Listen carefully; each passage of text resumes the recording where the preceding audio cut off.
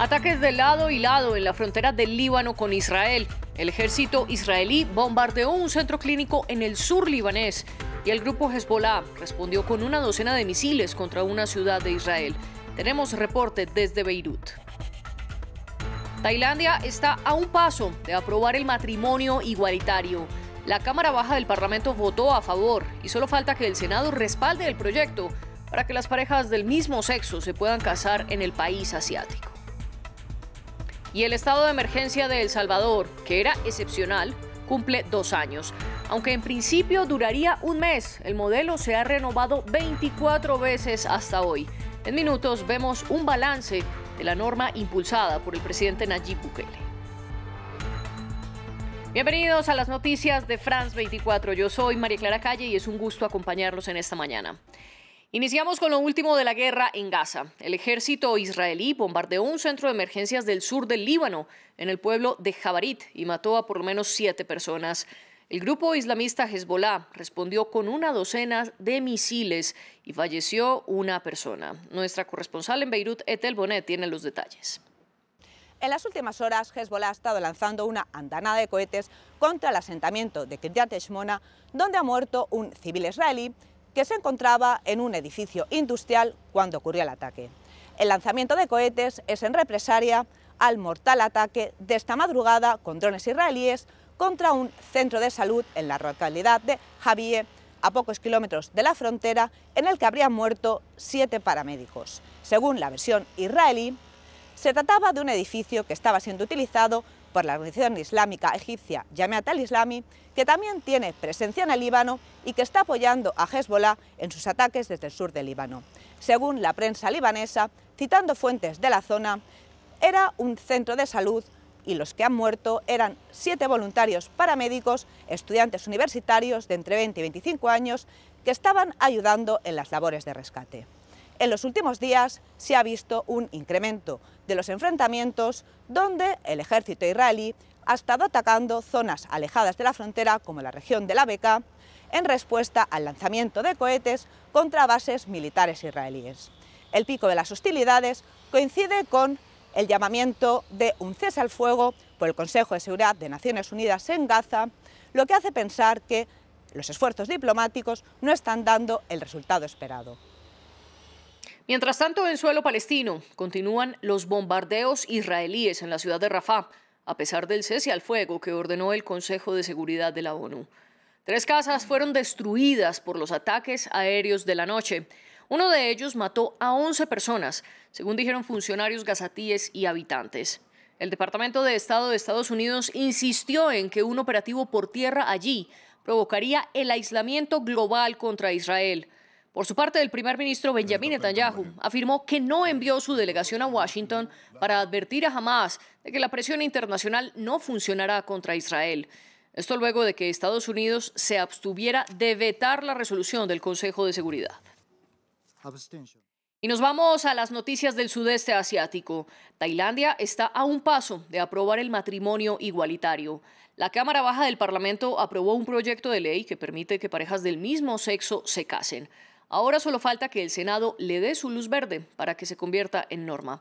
Tailandia es uno de los países asiáticos más liberales al respecto. Ramiro Cueva Verena tiene la historia. Un paso importante para la comunidad LGBTQ+. Con 400 de los 415 diputados votando a favor, se dio media sanción a la ley que legaliza el matrimonio igualitario en Tailandia. La medida acerca a Bangkok a ser el primer país del sudeste asiático y el tercero de todo el continente en permitir que las personas del mismo sexo se casen. Para aquellos que han estado esperando el matrimonio entre personas del mismo sexo, solo nos queda un paso, que es ser aprobado por el Senado. Entonces tendrá el derecho a registrarse para contraer matrimonio y los derechos que le han sido negados en el pasado. El proyecto de ley modifica los términos de hombres, mujeres, marido y esposa por referencias neutrales en cuanto al género, en tanto también les da lugar a las parejas a los derechos de herencia y de adopción dentro del reino. En cuanto a los cambios que hubo en el proceso, no pasó el fragmento donde se cambiaban los términos de papá y mamá por el genérico de padre, en referencia a la unidad familiar, para evitar complicaciones en los trámites adoptivos.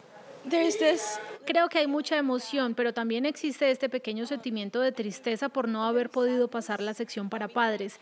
Pero creo que en general estamos muy felices. Para que la ley sea definitiva, aún falta que se someta a votación en el Senado y la posterior aprobación del rey para que sea publicado en la Gaceta Real. En Europa, un autobús de Flixbus se volcó cuando viajaba de Alemania a Suiza. 5 de las 55 personas a bordo murieron. El accidente ocurrió cerca de la ciudad alemana de Leipzig. Lo que se conoce es que el vehículo se salió de la carretera, pero todavía no están claros los motivos. Al lugar llegaron helicópteros y ambulancias para socorrer a los heridos. Se conocieron las imágenes de la evacuación de ciudadanos franceses de Haití.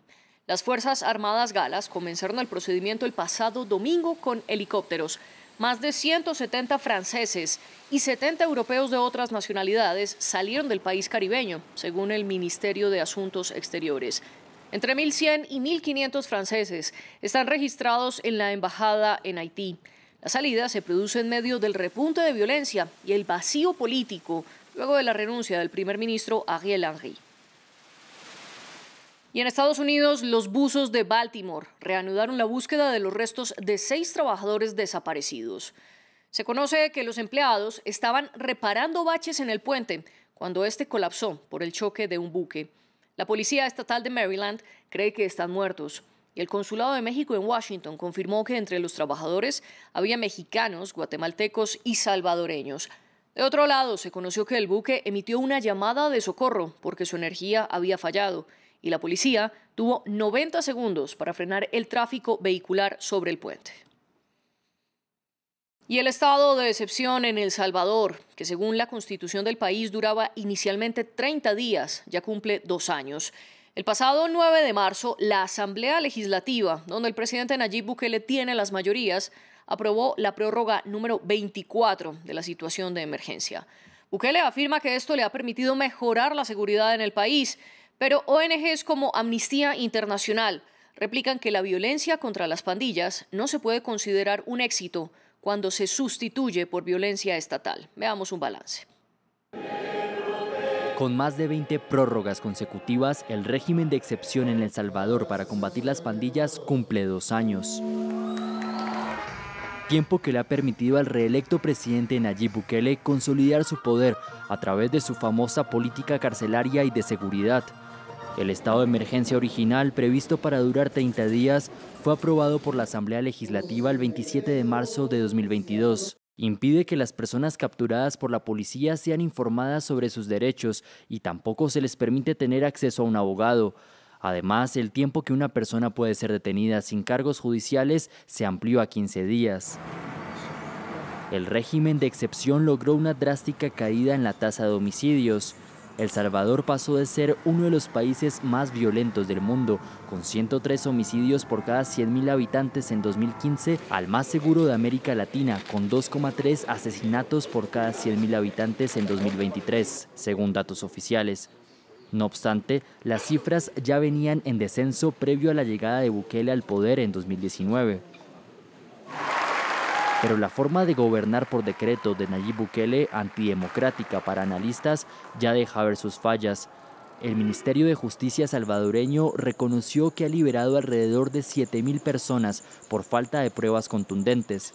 Pasaron meses sin un juicio y sus detenciones en muchos casos fueron arbitrarias, según la Organización de Derechos Humanos Cristosal, ONG centroamericana que también ha denunciado tortura y violencia dentro de las cárceles. Durante el primer año de emergencia, Cristosal contabilizó 153 muertes en prisión. Ninguna víctima había sido condenada todavía. En 2 años de régimen de excepción, el Estado salvadoreño ha arrestado a más de 78.000 presuntos miembros de pandillas. 1.000 millones de euros prometió el presidente francés Emmanuel Macron para la Amazonía de Brasil y de la Guayana Francesa. El dinero saldría de fondos públicos y privados durante los próximos 4 años.